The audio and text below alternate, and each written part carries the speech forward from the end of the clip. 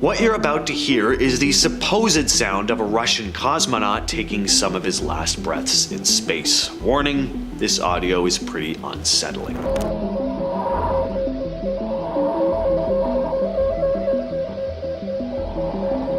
Now, there's a lot of mystery behind this recording. It was recorded by two amateur Italian radio operators named Achille and Giovanni Battista, usually referred to as the Giudica Cordiglia brothers. In the late 50s, they set up a listening station in a disused German bunker near Turin called the Torre Bert. Using improvised equipment, they claimed to have intercepted transmissions from the Soviet Sputnik missions and the first American satellite Explorer 1 in 1958. Throughout the early 60s, the brothers released audio recordings that they alleged were from secret Soviet space missions. Now, we can't really speak to the validity of these recordings, but when most people hear them, they agree that they're pretty eerie. And given the Russian government's tendency for secrecy, especially during the Cold War, it wouldn't really shock me that there were some failed secret space missions that they set out to cover up.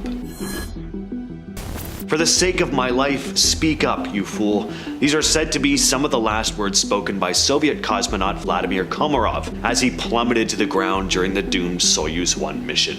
Take a listen.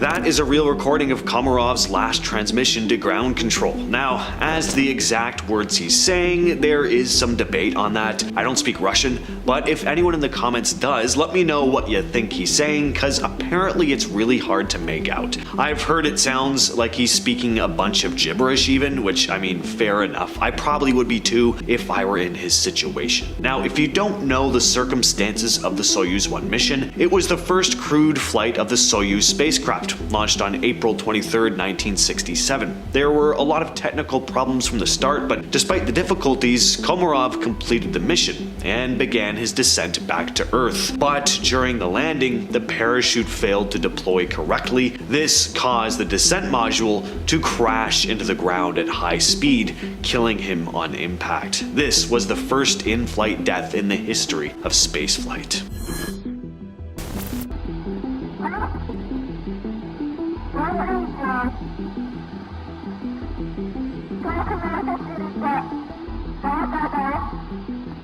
This is a piece from another radio transmission the Giudica Cordiglia brothers supposedly picked up and recorded, again from a secret Russian space mission. And again, it's hard to make out exactly what the female cosmonaut is saying, even for those who speak Russian, but one possible translation of at least part of the recording is, "Isn't this dangerous? Talk to me. Our transmission begins now. I feel hot. I can see a flame. Am I going to crash?" Now, some of these phrases are said to repeat, especially the "I feel hot" part. Again, if anyone here speaks Russian, let us know if you can make anything out. All I know is that if these recordings are real, these cosmonauts suffered incredibly terrifying deaths. Very brave people.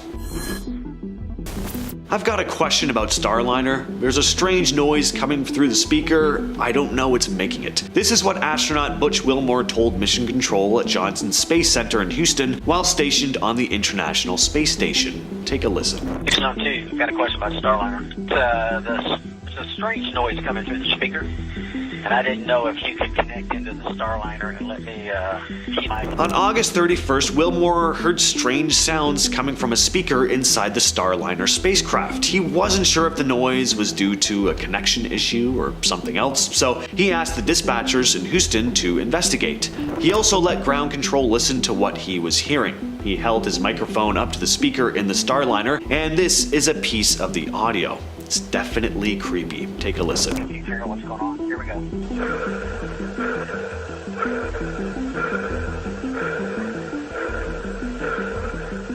Experts on Earth weren't sure what the noise was at first, but they later figured that the issue was related to a component known as the hardline. While the Starliner was approaching the ISS, it communicated using a radio frequency system. After docking, the crew installed the hardline, which was apparently responsible for transmitting the eerie sounds Wilmore had heard. Up next, we have another recording picked up by our boys, the Giudica Cordiglia bros. This one is apparently a pair of Russian cosmonauts pleading for help.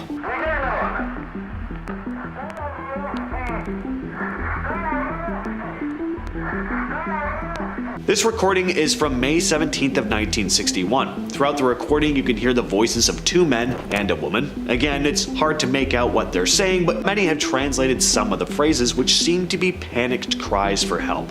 Even without speaking their language, you can hear the desperation in their voices. Now, apparently the recordings end with these chilling last words from the female cosmonaut before the signal is cut off. She says, "Conditions growing worse. Why don't you answer? We are going slower. The world will never know about us." Then silence. Take a listen.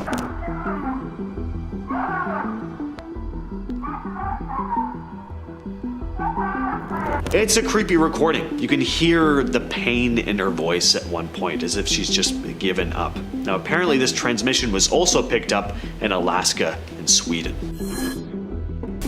Jerry Lininger was aboard the Mir space station during a dangerous situation that really tested his resolve as an astronaut. He was in the middle of an extended mission when a fire broke out. Now, normally they would have had 3 astronauts, but during crew changes there could be 6 on board. This meant that sometimes the oxygen supply just wasn't enough, requiring the crew to use a supplemental tank. Things got really bad when the tank of concentrated oxygen caught fire, transforming into what Lininger described as a, quote, huge unstoppable blowtorch. He recalled, "I was sucking down some dehydrated borscht, and next thing you've got the master alarm blaring." For 14 minutes, Lininger and his crew battled the blaze using fire extinguishers. The flames melted the canister and damaged insulation wiring. Lininger stated, "The flame ate up the chemical, melted the canister, melted insulation, our wires, for example. It was a hot, hot fire burning out of control." While 3 crew members fought the fire, the others prepared a Soyuz spacecraft for a possible emergency escape. But the fire blocked one of the 2 Soyuz ships, leaving only 3 astronauts with a way to escape. Lininger said that would have been a tough decision. Who goes and who stays? Fortunately, they managed to contain the fire though, but then they had to deal with the smoke and this contaminated atmosphere. The crew had to wear oxygen masks while assessing the damage. Lininger also talked about the need to stay focused during situations like this, saying, "You've got to get rid of the distractions, put the fear away, and you sort of realize if I don't stay calm, I'm dead." So this is a pretty wild story. Sohn Yeon, the first Korean in space, experienced a terrifying return from the International Space Station in 2008. After a successful mission, she boarded the Russian Soyuz spacecraft to head back to Earth. But things quickly went wrong. Problems with the detachment caused the spacecraft to follow an unsafe trajectory. The onboard computers switched to a ballistic re-entry, a backup method that relies on atmospheric drag, to slow down the craft. This resulted in a steep, fast and hot descent. When they finally landed, Soyun expected to see recovery helicopters and a team ready to assist them. Instead, she said, "When we landed, there was nobody around us." This left the crew in a pretty bad spot. They just spent all this time in zero gravity, and now they had to deal with the overwhelming force of Earth's gravity, and they literally had to crawl out of the craft. But soon, some local Kazakhstani nomadic herders came across them, and they were pretty shocked. They had no knowledge of astronauts or space travel, so it would have been a pretty weird sight. The astronauts asked if they had a cell phone. They didn't. So eventually they went back into the Soyuz to use GPS and a satellite phone to contact the Russian Space Agency.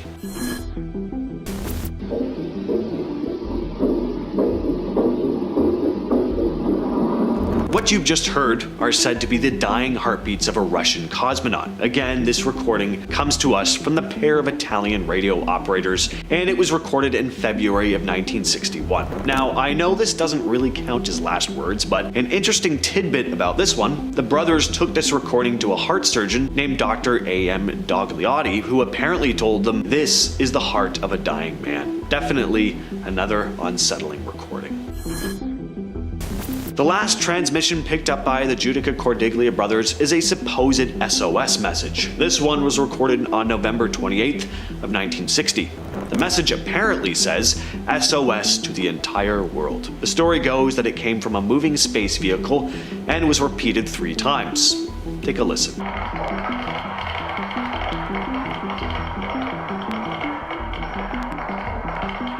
A really odd sound, almost sounds like the sound of construction equipment recorded on a potato to me, but apparently other amateur radio operators in Texas and Germany picked up the same message. And another interesting part about this recording is that days after it, Russia did admit that there was a launch which had ended in failure. They just didn't admit that it was a crewed mission. Valentine Bondo is a Soviet fighter pilot chosen as a cosmonaut in 1960. On March 23, 1961, he was part of a 15-day endurance test inside a low-pressure altitude chamber in Moscow. The chamber had an atmosphere that was at least 50% oxygen, making it very flammable. On the 10th day of the experiment, after completing his tasks, Bondarenko removed some monitoring sensors from his body. He then used an alcohol-soaked cotton ball to cleanse his skin, and without thinking, he tossed the used cotton aside, and it landed on a hot plate that he'd been using to brew tea. This ignited, and when Bondarenko tried to extinguish the flames with his sleeve, he caught fire almost instantly. The chamber was under pressure, and it took nearly half an hour for a doctor to open the door and reach him, and by that time, Bondarenko had suffered severe burns over most of his body. A surgeon later noted that the only spots where he could find BLOOD vessels for an IV were on the soles of his feet, which were protected by his boots. He died from shock 16 hours after the accident. His last words: "Too much pain. Do something please to kill the pain." The head of the manned orbital flight program blamed the tragedy on poor organization at the institute. For years, the Soviet government kept Bondarenko's death a secret, and it wasn't until 1980 that the details were finally revealed.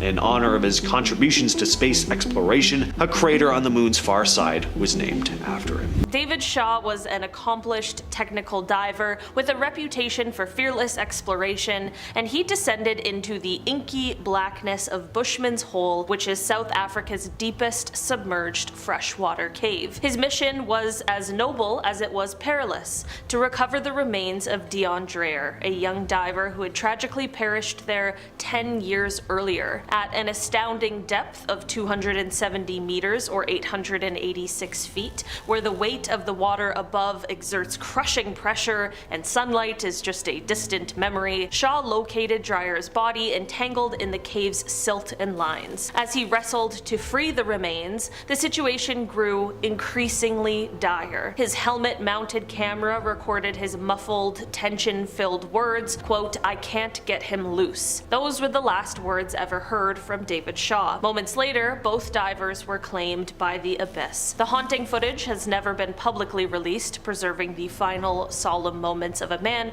who ventured into the depths out of compassion and courage. In our number 9 spot today, we have Yuri Lipsky, a young and adventurous Russian diver. He set his sights on the mysterious depths of the Blue Hole in Dab, Egypt, a site both revered and feared by the diving community. Known as the Divers' Cemetery, the Blue Hole has a haunting reputation for luring divers into its abyss with its serene beauty and deceptive depths. On that ill-fated day in 2000, Lipsky descended with a helmet-mounted camera, eager to capture the underwater wonders that awaited him. But as he ventured deeper, he began an uncontrolled descent, plummeting to a staggering 115 meters or 377 feet. The footage from his camera reveals the escalating panic, the rapid, labored breathing, the disorienting whirl of bubbles, and the encroaching darkness of the deep sea. Though his exact words are lost to the void, the sheer terror echoed in his gasps tells a harrowing tale of a diver overwhelmed by the unforgiving ocean. In our number 8 spot today, we have Chris and Chrissy Roose. Chris and Chrissy were an intrepid father and son team, legendary in the diving community for their fearless pursuit of underwater adventure. In 1992, their quest led them to the mysterious depths off the coast of New Jersey, where a sunken German U-boat from World War II rested silently on the ocean floor. The wreck promised both historical treasure and the thrill of uncharted exploration. As they penetrated the narrow corridors of the submarine, complications arose. Equipment malfunctions turned the dive into a ticking time bomb. Trapped in the steel labyrinth with dwindling air supplies, they made the fateful decision to rush to the surface, skipping crucial decompression stops. Breaking through the waves, they managed to convey their grave condition condition to the support team before succumbing to unconsciousness. Their exact words remain undocumented, but the urgency and desperation were palpable. The Roose's tragic end highlights the razor-thin margin for error in deep wreck diving and serves as a stark warning about the perils of ignoring decompression protocols. In our number 7 spot today, we are talking about the Titan Submarine. Remember that thing? The eerie final transmissions from the crew of Ocean Gate's Titan submersible still echo in the minds of many. On that fateful day in June 2023, as they descended toward the legendary wreck of the Titanic, veteran explorer P.H. Nargile sent a calm message, quote, "All good here." It was a reassurance from the depths, a signal that everything was proceeding as planned. Shortly after, they reported dropping 2 weights from the sub, a standard procedure, perhaps, or a subtle hint of emerging trouble. Just seconds after, the Polar Prince, their support ship, received the last ping. All communication ceased. Silence enveloped the North Atlantic as the ocean kept its dark secret. Investigators later concluded that the Titan's hull succumbed to the immense pressure of the deep, leading to a catastrophic implosion that claimed the lives of all 5 on board, adding to the toll of the Titanic wreckage. In our number 6 spot today, we are talking about the Paria diving tragedy. In a harrowing incident that sent shockwaves through the diving world, a group of 5 commercial divers in Trinidad and Tobago faced unimaginable terror when they were accidentally sucked into a 30-inch underwater pipeline owned by the Paria Fuel Trading Company. While performing routine maintenance at berth 6 in Pointe-à-Pierre, a sudden change in pressure turned their familiar environment into a deadly trap. Plunged into darkness and confined within the narrow confines of the pipe, their muffled voices echoed as they tried to locate one another. "Where are you?" one called out. "I'm inside the pipe," another responded. "We're all in this together. We have to start moving," urged one diver, his words embodying both hope and desperation. Amidst the chaos, they encouraged each other not to lose faith.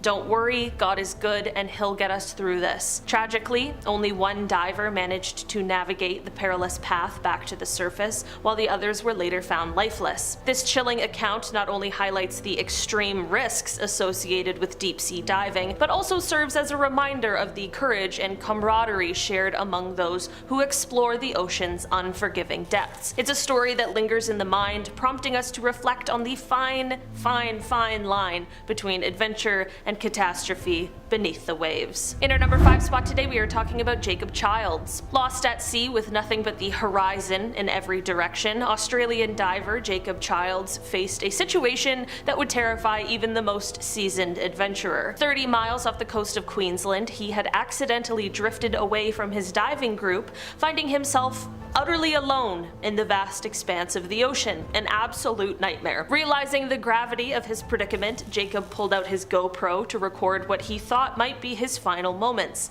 a message for his loved ones. As the sun began to set, painting the sky with hues of orange and pink, he spoke into the camera with a mix of resignation and a little bit of dark humor. Quote, "That's a wrap on old Jakey."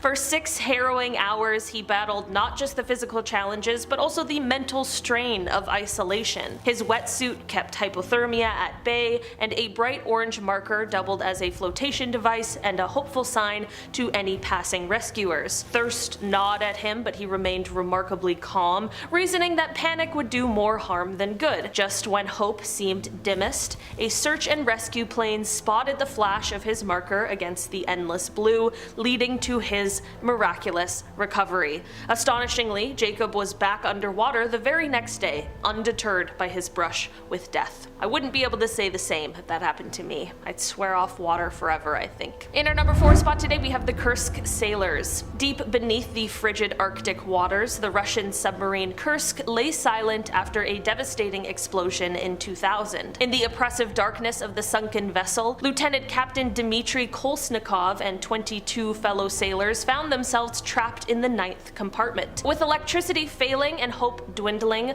Kolesnikov took a moment to scribble a final note. He marked the time and detailed their dire situation, acknowledging that they were together but unable to escape. His haunting message, discovered in his pocket when rescuers finally reached the wreck, revealed that they had survived the initial blast, only to face the grim reality of their entombment. He wrote, quote, "I am writing in darkness." Authorities had insisted that all crew members of the sunken Kursk submarine died instantly, but the note revealed a far more haunting truth. At least 23 sailors survived the initial explosions, only to face a slow and terrifying demise from carbon monoxide poisoning as their oxygen supply dwindled. This chilling account of their last moments brings to light the profound courage and despair experienced by those who venture into the unforgiving depths, reminding us of the ocean's relentless and indifferent power. In our number 3 spot today, we have the Primadana Shipwreck. On the stormy evening of August 16th, 1880,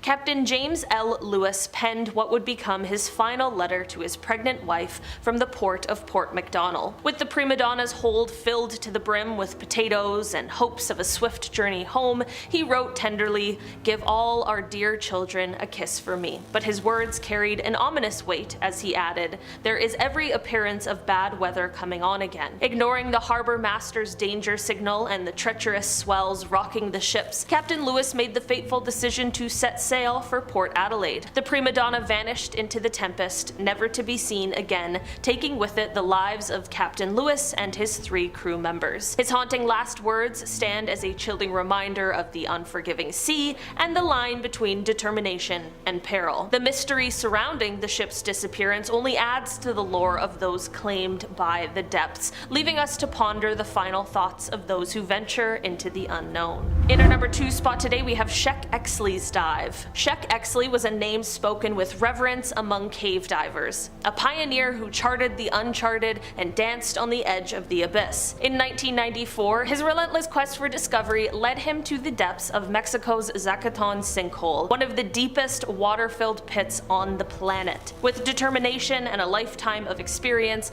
Exley embarked on a dive aiming to shatter depth records and unveil secrets hidden far below the surface. As he descended into the murky void, the water pressed in with unimaginable force, and the world above became a distant memory. No recordings or witnesses remain to tell the tale of his final moments. Perhaps he felt a fleeting triumph or a sudden foreboding as he ventured into the realms few have ever glimpsed. Tragically, Exley succumbed to the crushing effects of high-pressure nervous syndrome, a peril that even his expertise couldn't overcome at such extreme depths. And finally, in our number 1 spot today, we have the Bifford Dolphin accident. The Bifford Dolphin accident stands as one of the most harrowing episodes in the annals of deep-sea diving. On a routine day in 1983 in the icy expanse of the North Sea, 4 seasoned divers and a technician were aboard the Bifford Dolphin oil rig, immersed in their specialized tasks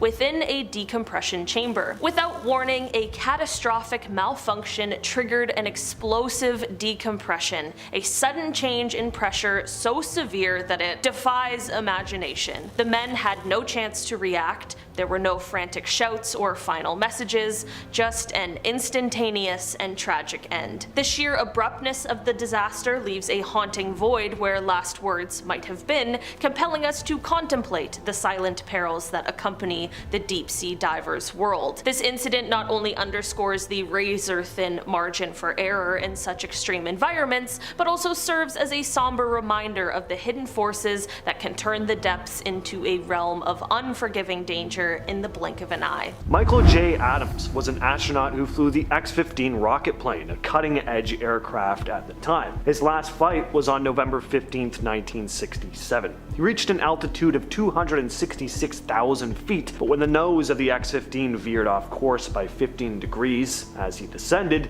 the aircraft went into a dangerous spin. It was chaotic, with the plane experiencing extreme forces, over 15 Gs vertically and 8 Gs laterally. Just 10 minutes after launch, Adams announced, "I'm in a spin," before the X-15 broke apart, killing him instantly. After the accident, search teams tried to recover evidence from the wreckage. The cockpit camera was retrieved, which recorded the flight, but the film inside was missing. Eventually it was found though, allowing the investigators to learn exactly what happened during his final moments. Final ILS-24 was the last radioed transmission sent by Elliot C. before he died in a tragic accident along with fellow NASA astronaut Charles Bassett. On February 28, 1966, an accident occurred at Lambert Field in St. Louis, Missouri. Elliot C. and Charles Bassett were on a routine training flight of a NASA Northrop T-38 Talon. C was piloting the jet, and Bassett was in the rear seat, while another T-38 carried their backup crew, Tom Stafford and Eugene Cernan. After taking off from Ellington Air Force Base in Texas,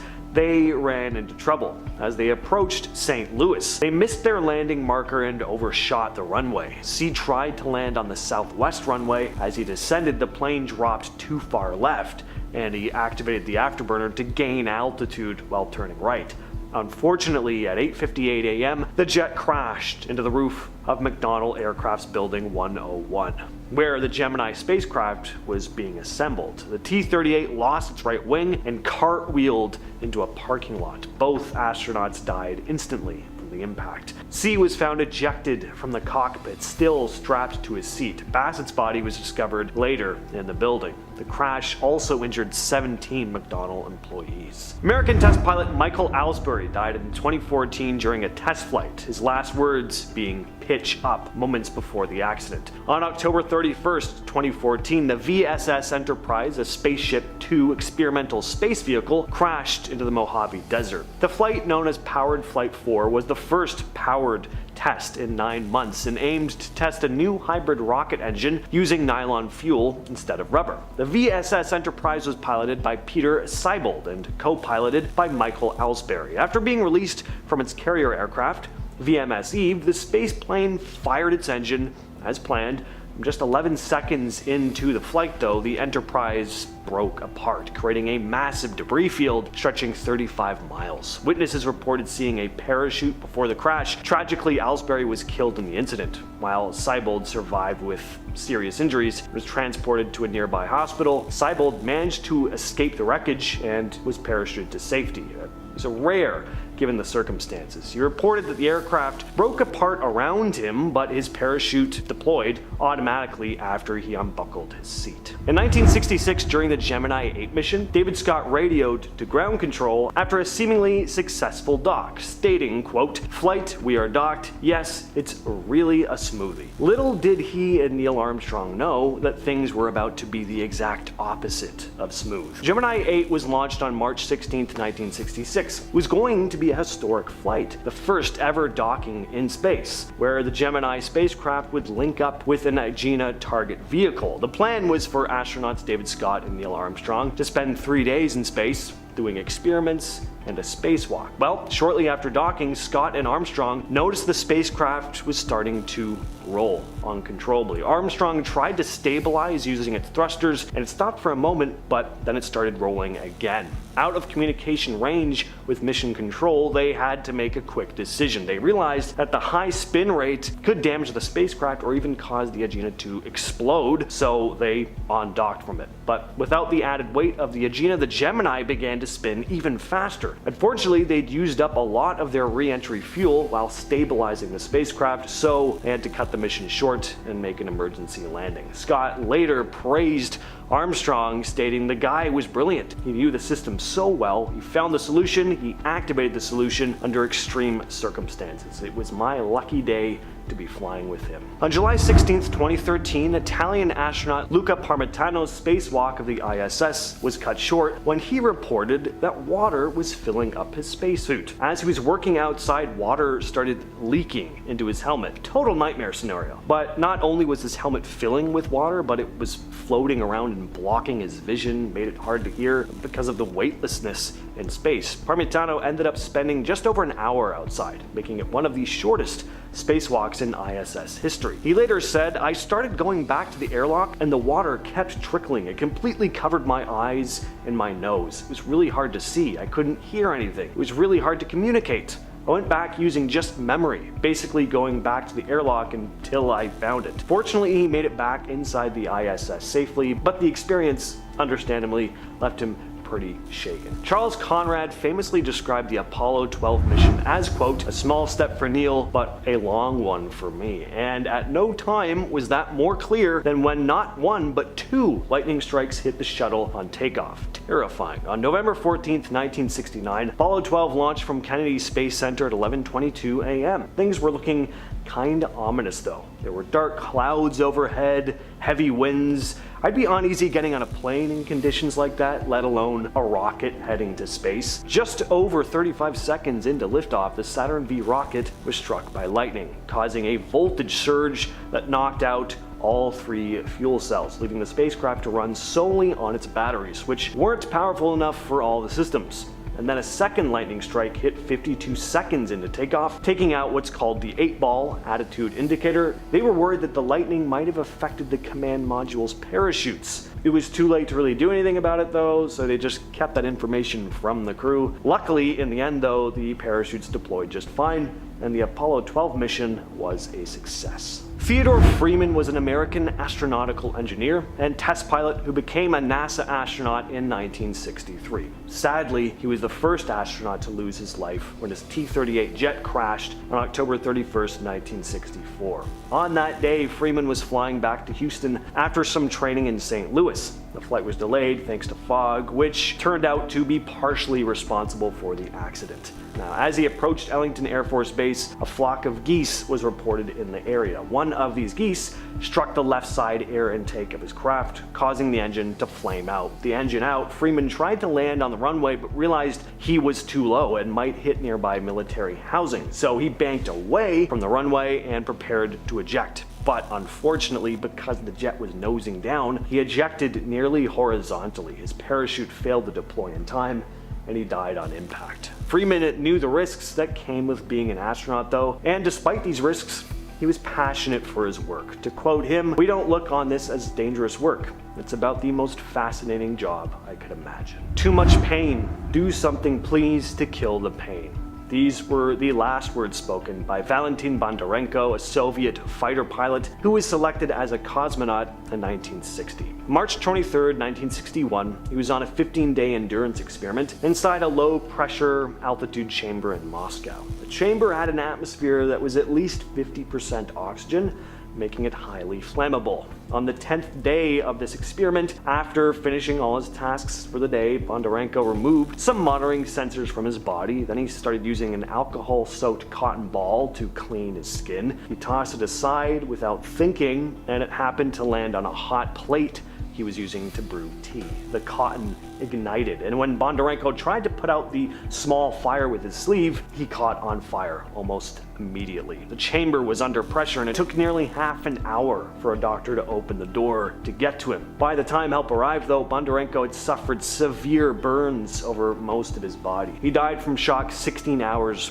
after the accident. In honor of his contribution to space exploration though, a crater on the moon's far side was eventually named after him. On January 28, 1986, the Space Shuttle Challenger launched from Kennedy Space Center at 11:38 a.m. 58 seconds into flight, 9 puffs of smoke were spotted coming from the rear solid rocket booster. Cold temperatures had compromised the O-rings, which were meant to seal the joints, allowing hot gas to escape, causing damage to the craft. As Challenger continued its ascent, a flame burst through the joint of the booster, and just moments later, the right booster detached from Challenger, leading to a catastrophic explosion. Pilot Mike Smith's last recorded words were simply, "uh-oh," as the shuttle began to break apart. Debris scattered over the Atlantic Ocean. February 1st, 2003, the Columbia Space Shuttle, commanded by Rick Husband, was in the middle of its re-entry when it broke apart in the sky, killing everyone on board. The shuttle had sustained damage to its thermal protection system during its launch, which allowed superheated air to enter into the left wing, and this caused serious issues as the shuttle descended, leading to increased drag and loss of control. Around 8:53 a.m., the shuttle started shedding all this debris. By 8:58, the shuttle systems began reporting multiple failures. Just a minute later, communication with Columbia was abruptly lost. Rick Husband's last recorded words were a simple "Roger, before the connection cut off. Columbia broke apart in the atmosphere, resulting in the loss of all 7 crew. Starting us off at number 10 is Cursed Like a Sailor. One nurse who works in the ICU took to Reddit under the name CABC, posting the weirdest thing a patient ever said to them. They start off by saying, quote, "I had a gentleman who was DNR on comfort care. He was demented and was cursing like a sailor. He seemed to have moments of clarity and would ask to see his brothers, who were both dead." Now, that all by itself, not creepy whatsoever. I mean, nurses are definitely used to an array of colorful language, considering how much of their days are spent with people in immense pain. But after a particularly worrisome heart rhythm, his rate started speeding up exponentially, and she began to think that this might be the end. At that moment, Reddit user says, quote, "The patient looked at me in the eyes and said, 'What's your name?' To which I replied, 'My name.' He asked, 'What do you do here?' 'I'm a nurse,' I replied. The dying man was quiet for some time, then out of nowhere he just said, 'F you,' and died in silence 20 minutes later. I mean, what was the reason? Coming in at number 9 is Paint the House. Maybe it's just me, but I think the biggest question people have about dying is, will they get to see those who have already died wherever it is they are going? It's the whole what really happens to us when we die that likely plagues most of us. So maybe this isn't the darkest on the list, but it's still a bit odd nonetheless. In a post made by a now deleted Reddit account, the nurse explained one of the strangest and simultaneously comforting things they've ever heard. The post said they overheard a conversation between a patient and their grandchild. The grandfather was fading fast, but he turned to his granddaughter and said, quote, Dar, I can't hang around. Your grandma needs me to paint the house." The granddaughter was just about to remind him that her grandma had been dead for several years and there was no house to paint. Then he died right there and then in front of her. The Reddit user claims that while a bit strange, she likes to think that he really was living in his afterlife with his wife painting their house. Next up at number 8,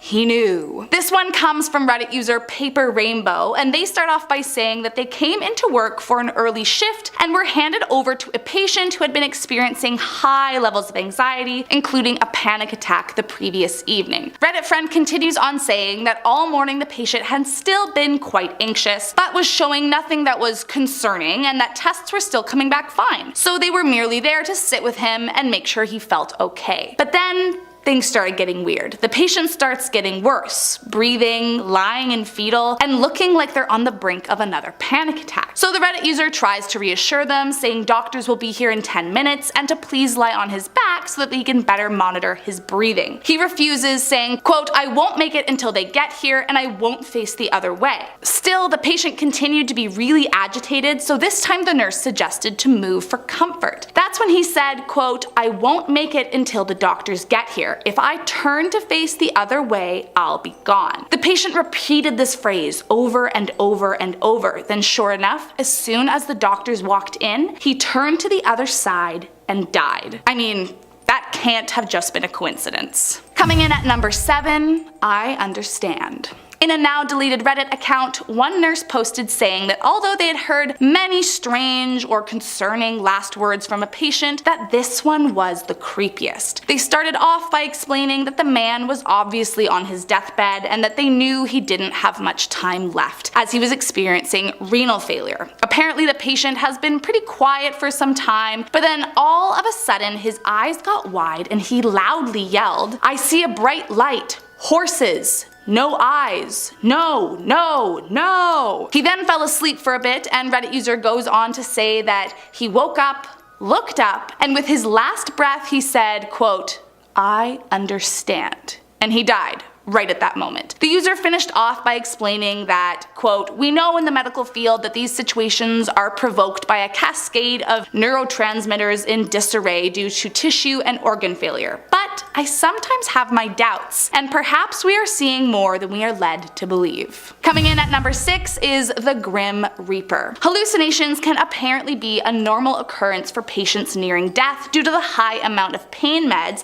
they're on, but that doesn't mean that what they say still can't haunt you to your core, mostly cause you never really know what the truth is. One Reddit user named Koyena posted about a patient they had had one night that said, quote, "The devil has been in my room all night, but don't worry, God is with you. Then that night, after a horrible and brutal seizure, the man died with his eyes wide open and a creepy grimace plastered across his face. They explained that prior to the seizure, the man had been screaming at the devil in their room and kept shouting over and over, "Get out of here, the building's gonna blow." Now, thank God, nothing actually ever happened to the building, but still, the last thing this person ever said was that they were being haunted by the devil, and then they died with a haunting expression on their face. So, definitely unsettling. Coming in at number 5, DNR. Reddit user Callie Asari posted a few years back about one DNR patient they had had that really affected them for a long time after they died. So first off, DNR, if you don't know, stands for Do Not Resuscitate, which means that the patient has opted out of any and all life-saving treatments. Reddit friend starts off by saying, quote, "The patient was on a high dose of morphine and hallucinating. She would alternate between grasping for things not there and trying to climb out of bed. She was too unsteady to walk, so my job was to sit in the room and make sure she was safe. The patient apparently continued trying to get up, so the nurse simply asked, 'What do you need? I'd be happy to get it for you.' To which the woman grabbed her arm, pulled her in close, and said very angrily,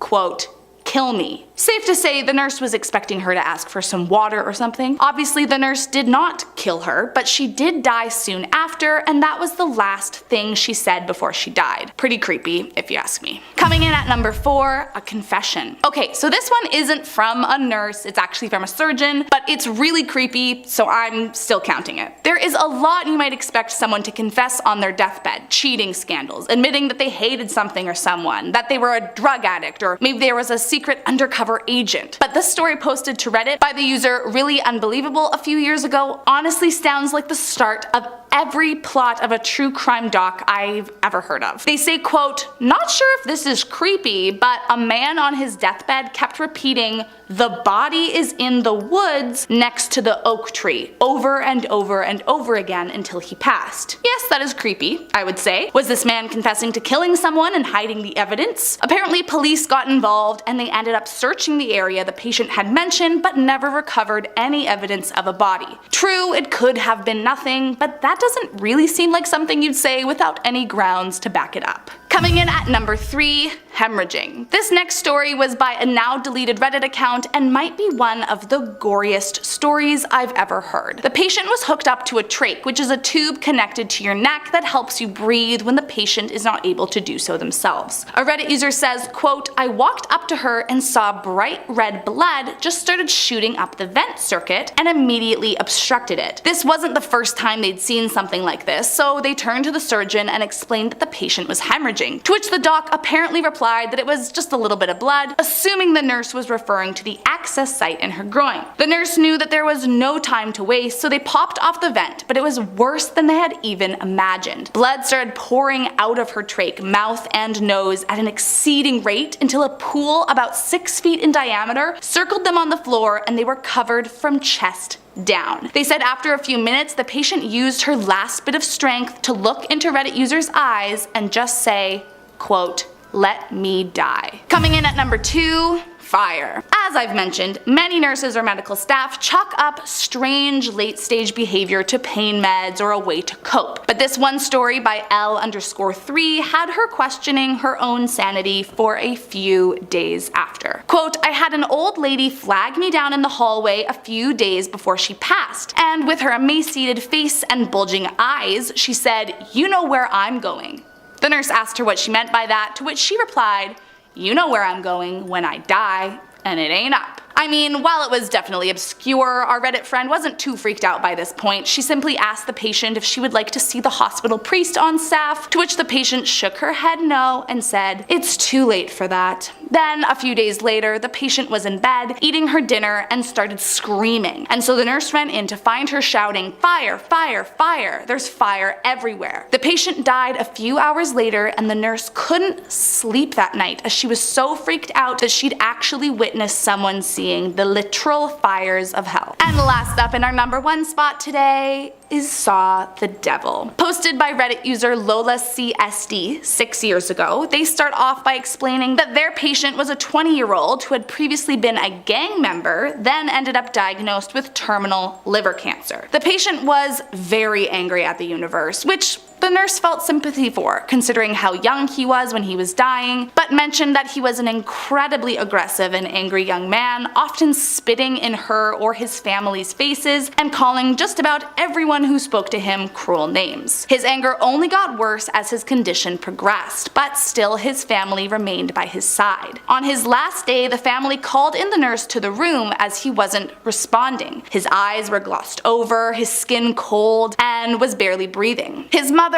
in a last attempt to comfort him, whispered to go towards the light, to Jesus, to which the young man came to and shouted, "F your Jesus." Then the nurse said the next part haunted her for weeks. He then slowly turned his head to the left and got the horrific look on his face, as if he was looking at something we couldn't see. And horrified, like in a bad movie, his face contorted and he screamed with his last breath, eyes wide, "Oh shit, oh shit, oh no!" Then made a guttural noise and promptly fell back into the bed and died. I mean, if that doesn't sound like someone seeing hell, then I don't know what does. Starting off this list in our number 10 spot, we have Alexander Prokorenko. In 2016, Alexander was a senior lieutenant with the Special Armed Forces of the Russian Armed Forces. He was 25 years old at the time and was fighting in the Syrian Civil War. On March 17th of 2016, during the Palmyra offensive, he found himself surrounded by ISIS militants. Not wanting to be captured alive, and also bravely doing what he thought was best, he ordered an airstrike on his location. His command was slightly confused in the beginning of this order and asked him to confirm his order, and that is when Alexander spoke his final words to command. He said, quote, "They're outside. This is the end, Commander. Thank you. Tell my family and my country I love them. Tell them I was brave and I fought until I could no longer. Please take care of my family. Avenge my death. Goodbye, Commander. Tell my family I love them." Alexander left behind his wife Katya and the child that they were expecting at the time of his death. He was nicknamed the Russian Rambo after his death and was awarded the title Hero of the Russian Federation for his ultimate sacrifice. In our number 9 spot today, we have Michael Ney. Michael was the first Duke of Elchingen and was the first Prince of Moskva and was a French military commander in the French Revolutionary Wars as well as the Napoleonic Wars. He was even one of the original 18 marshals of the empire that Napoleon I created. After Napoleon was dethroned and exiled in 1815, however, Michael was arrested and tried by the Chamber of Peers for treason. When the verdict was given, 137 peers voted for the death penalty, 17 voted for deportation, 5 abstained, and there was 1 single vote for acquittal. Unfortunately, this was a majority rule situation and Michael was sentenced to death by the firing squad. On December 7th, 1815, Michael was put in front of a firing squad and he refused to wear a blindfold. He was surprisingly given the right to order the fire himself, and before doing so, these are the final words that he spoke. Quote, "Soldiers, when I give the command to fire, fire straight at my heart.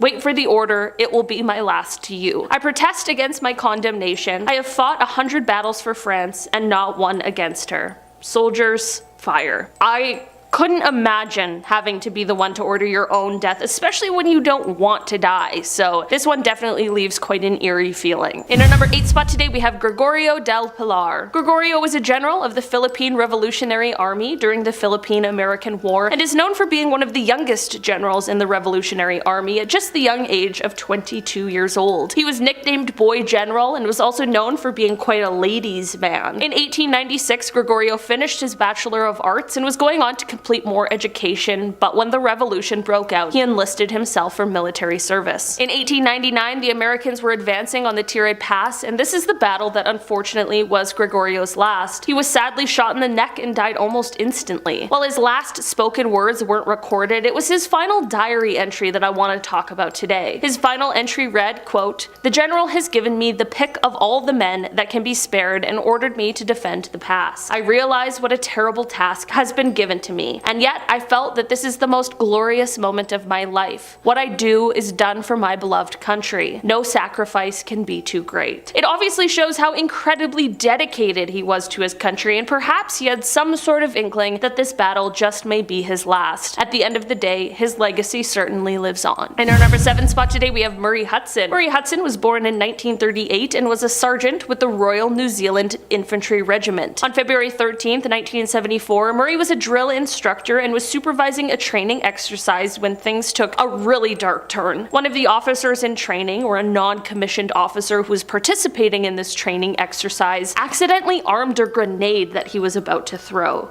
This is obviously an incredibly frightening situation, and one that made the officer completely freeze. After all, what do you really do in that situation? Murray saw him freeze and realized what had happened and ordered him to throw it, which I guess is the smartest move and the only thing that you can do. The officer unfortunately was still frozen and wasn't reacting, so in an attempt to save him, Murray went over and took his hand and tried to release the grenade so that he could throw it. During this process, the grenade unfortunately exploded, which took both of their lives. The final words of Murray were his directions and him saying, "Throw it! Just throw it." Such a tragic event that absolutely could have been avoided. Murray was awarded the George Cross after his passing, which is the highest award bestowed by the British government for gallantry not in the presence of an enemy. In our number 6 spot today, we have Sonata Yukimura. During the Warring States period in Japan, there was one incredibly famous samurai warrior. Sonata Yukimura, whose real name was Sonata Nobushige, was an incredible fighter and is best known for being the leading general on the defending side of the siege of Osaka. Sonata is known as a hero and has even been called the #1 hero in Japan. Unfortunately, the summer siege of Osaka Castle was his last, where his haunting last words come from. He ended up being mortally struck, and this is when he stumbled out onto the field while removing his helmet. This is when he said the words, quote, "I am Sonata Nobushige, no doubt an adversary quite worthy of you, but I am exhausted and can fight no longer. Go on. Take my head as your trophy." These truly might be some of the coolest last words ever, and that is sincerely a reflection of the type of warrior he was. In our number 5 spot today, we have Sir Philip Sidney. Sir Philip Sidney was born in November of 1554 and was an English poet and soldier, and is one of the most prominent figures of the Elizabethan era. In 1586, he joined Sir John Norris in the Battle of Zutphen in the fight against the Spanish, but it was during this battle that he was shot in the thigh, which would ultimately lead to his death. One of the most well-known stories about Sir Philip Sidney is when he was lying wounded next to another soldier who was also wounded. He spoke his last words to the other soldier when he was giving him his water. He said, "Take it. Thy need is greater than mine." It seems as though he must have known that he was about to pass, but it also shows the kind of person he was, which seems to be a very noble person. He certainly left a legacy, considering we are still here talking about him today. In our number 4 spot today, we have John Segwick. John was born in 1813 and was a military officer and Union Army general during the American Civil War. On May 9th, 1864, he and his men were at Spotsylvania Courthouse, and he was directing different placements when Confederate sharpshooters, who were around 1,000 yards away, began shooting at them. This of course caused for some of John's men to duck for cover like any regular human being would when being shot at. I'm not exactly sure why, but John seemed to have been less concerned with the shots and more concerned with the soldiers taking cover, and he continued to strut around and said, quote, "I am ashamed of you. They couldn't hit an elephant at this distance." It was unfortunately just a few moments later that he was fatally struck by a bullet just under his left eye. His chief of staff, Martin T. McMahon, was close to him and heard his last words and tried to catch him as he fell.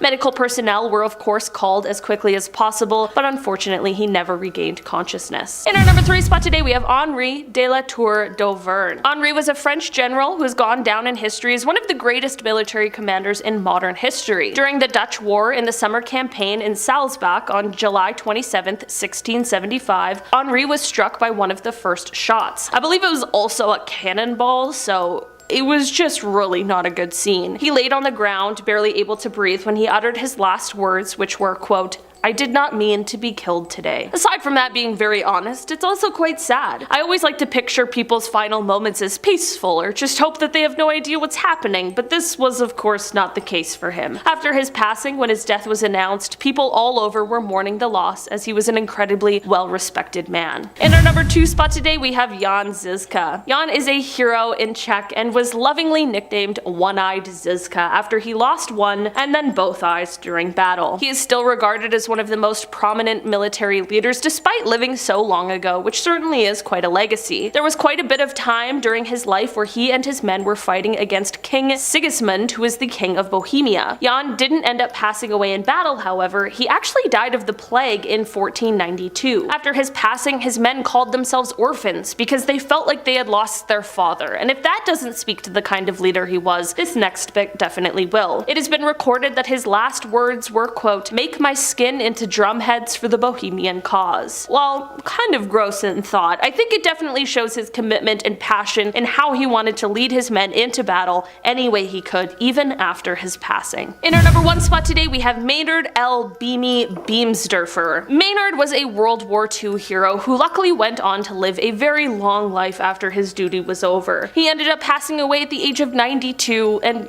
really, who could be upset at making it that far in life, especially when you survived such a high-risk job? He passed away in 2016 and was thankfully surrounded by his family, which truly makes his death one of the most pleasant on this list, which I am very glad about. His final words spoken to his family were, quote, "Did I do good?" I think that is both very sweet and quite sad at the same time. It's wonderful that he was able to be around family, and I am certain they assured him that he did, in fact, do very good. I hope in his final moments he really did feel proud of himself, and I hope when he slipped away, he knew the answer to his question. Number 10. Peter Curtin. Peter Curtin was a German man known as the Vampire of Dusseldorf who took the lives and took advantage of many people between February and November 1929. The first death he definitely committed occurred on May 25th, 1913. During the course of a burglary, he encountered a girl named Christine Klein asleep in her bed. Peter strangled her, then slashed her twice across the throat with a pocket knife. Now this made him excited down there, if you know what I mean, due to him hearing the ripping from her wounds onto the floor by her bed and on his hand. He then did this multiple times to countless other victims. Then one day Peter confessed to his wife that he was the Vampire of Dusseldorf, and in the information provided to detectives, his wife explained that although she had known her husband had been repeatedly imprisoned in the past, she was unaware of his culpability in any deaths. He was arrested and was charged with 9 counts of homicide and 7 of attempted homicide. Now he pleaded not guilty by reason of insanity to each of those charges, but he was found guilty and sentenced to death on 9 counts. Now he was also found guilty of 7 counts of attempted homicide. Now Peter displayed no emotion as his sentence was passed, and at 6 o'clock on the morning of July 2nd, 1931, Peter was beheaded via guillotine. Since he loved blood, his last words were, "Tell me, after my head has been chopped off, will I still be able to hear at the sound of my own flashing from the stump of my neck? That would be a pleasure to end all pleasures." Now that is just disgusting and ew. Number 9. Genghis Khan. Genghis Khan was the founder and first Khagan of the Mongol Empire, which later became the largest adjoining land empire in history. Having spent the majority of his life uniting the Mongol tribes, he launched a series of military campaigns which conquered large parts of China and Central Asia. In the 13th century, he ended the lives of so many peasants that carbon dioxide levels in the atmosphere were significantly reduced as a result. Now during his 21-year reign, his destructive armies were responsible for the deaths of up to 40 million people. He died in August of 1227, but his death was kept a closely guarded secret. Now, according to legend, Genghis Khan's last words were, "I have conquered for you a large empire, but my life was too short to take the whole world. That I leave you." Now, whether he uttered those short sentences or not, his successors were more than happy to take up the challenge. Number 8. Jeffrey Dahmer. Jeffrey Dahmer ended the lives of many young men in Milwaukee, where he would then dismember them. It has been reported that he ended the lives of 17 males between 1978 and 1991. A detailed search of his apartment revealed 4 severed heads in his kitchen. A total of 7 skulls, some painted, some bleached, were found in his bedroom and inside a closet. Investigators discovered collected blood drippings upon a tray in the bottom of Jeffrey's refrigerator, plus 2 human hearts and a portion of an arm muscle. In his freezer, investigators discovered an entire torso, plus a bag of human organs and flesh stuck to the ice at the bottom. Elsewhere in the apartment, investigators discovered 2 entire skeletons, a pair of severed hands, 2 severed and preserved male sex organs, a mummified scalp, and in a 57-gallon drum, 3 further dismembered torsos dissolving in an acid solution. A total of 74 Polaroid pictures detailing the dismemberment of his victims were also found, which is just disgusting.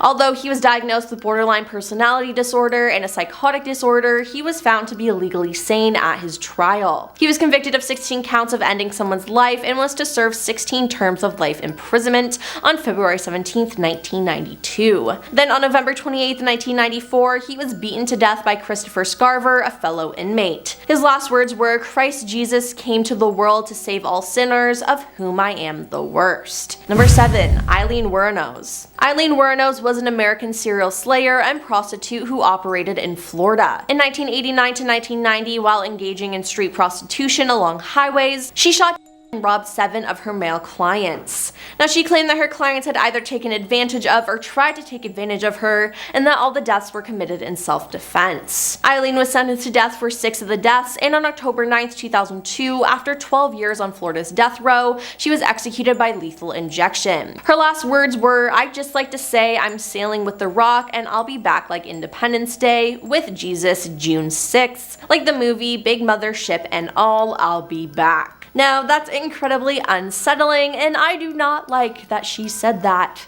at all. Number 6. Charles Manson. Charles Manson was a criminal who created a cult called the Manson family. It was active in California in the late 1960s and early 1970s. Now, the group consisted of approximately 100 followers who lived an unconventional lifestyle and frequently used psychoactive substances. Now, according to group member Susan Atkins, the members of the family became convinced that Manson was a manifestation of Jesus Christ. Now, some of the members committed a series of 9 deaths at 4 locations in July and August of 1969. In 1971, Manson was convicted of first-degree homicide and conspiracy to commit homicide for the deaths of 7 people, including the film actress Sharon Tate. The prosecution contended that while Manson never directly ordered the deaths, his ideology constituted an overt act of conspiracy. Now, on March 4th, 1971, during sentencing hearings, Manson trimmed his beard to a fork and shaved his head, telling the media, "I am the devil, and the devil always has a bald head." Then on March 29th, 1971, the jury sentenced him to death. Manson, though, died from cardiac arrest resulting from respiratory failure brought on by colon cancer at a hospital on November 19, 2017. His last words were, "I'm the most famous human being not only that is alive, but the most famous human being that has ever lived." Yeah, you can tell he still had a big ego even while looking into the eyes of death. Number 5. Salvador Ramos. You may not know this man's name, but you do know his crime. On May 24th, 2022, Salvador Ramos and his 66-year-old grandmother had an argument over his failure to graduate from high school, during which he shot her in the face before taking her black 2008 Ford F-150. Ramos, using his Facebook account, sent 3 private messages to a girl from Germany whom he had met online. The first said that he was going to shoot his grandmother, the second said that he had shot his grandmother, and a third, about 15 minutes before the said that he was going to open fire at an elementary school. He went to Robb Elementary School, his former school, and fatally 19 students and 2 teachers, while 17 others were injured but survived. Now, details are still fuzzy about what happened, as it took the police forever to get into the building to take Salvador down, but what I could gather is he was in a room and opened the door and said good night before officers. In return, the officers back, ending his life. Number 4. Richard Ramirez. Richard Ramirez, dubbed the Night Stalker, had a highly publicized home invasion and life-ending spree that terrorized the residents of the greater Los Angeles area and later the San Francisco Bay Area over the course of 14 months. Richard cultivated a strong interest in Satanism and the occult and would often commit burglaries to support his addiction, many of which were later frequently accompanied by ending people's lives and taking advantage of them. Now, he also frequently enjoyed degrading and humiliating his victims, especially those who survived his attacks or whom he explicitly decided to live by forcing them to profess that they loved Satan or telling them to swear on Satan. Now, he was eventually caught, and in 1989 he was convicted of 13 counts of taking someone's life, 5 attempts of taking someone's life, 11 counts of taking advantage of a person, and 14 burglaries. He was sentenced to death and was on death row. While awaiting his scheduled death, he died on June 7th, 2013 due to health complications, but his last words were, "I am beyond good and evil, I will be avenged." All I gotta say is, I hope he doesn't get avenged. Number 3. Albert Fish. Albert Fish ended the lives of many of the young and was suspected in at least 5 homicides. He was nicknamed the Boogeyman for his predatory behavior. He confessed to 3 deaths that police were able to trace to a known homicide, and he confessed to stabbing at least 2 other people. Now, Albert once boasted that his number of victims was about 100. He abducted Grace Budd in 1928, and in an abandoned home in Westchester County, New York, he ended her life and devoured her body. He wrote a letter to Grace's mother telling her about the crimes he committed against her daughter. He said, "When all was ready, I went to the window and called her. Then I hid in a closet until she was in the room. When she saw me all naked, she began to cry and tried to run downstairs. I grabbed her and she said she would tell her mama. How did she kick, bite, and scratch? I then cut her into small pieces so I could take my meat to my rooms, cook, and eat it." Now, this is extremely disturbing, and I cannot imagine how her mother felt, and as a result, he was executed on January 16th, 1936 in the electric chair,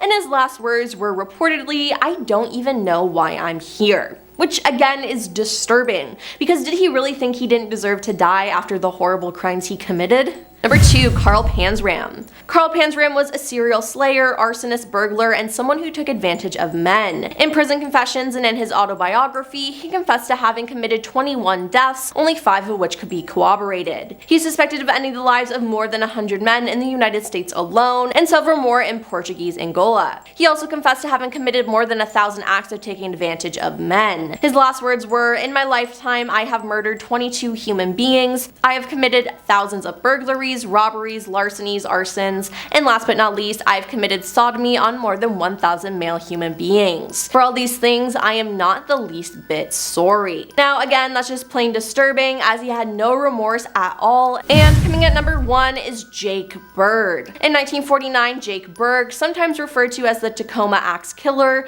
was arrested by police after breaking into the home of Bertha Klutt and her daughter Beverly June Klutt and ending their lives with an axe. Upon questioning by authorities, Jake revealed intimate knowledge of 33 other deaths of Caucasian women, which made him a prime suspect for those as well. On July 15, 1949, Jake was hanged at the Washington State Penitentiary, but not before he uttered what would be later known as the Bird Hex in his final statement. He said, "I'm putting the Jake Bird Hex on all of you who had anything to do with my being punished. Mark my words, you will die before I do." Now, the real scary thing about this is that within a year of his execution, 6 people connected to this case did die. So, is it a curse? Was it a coincidence? Who knows?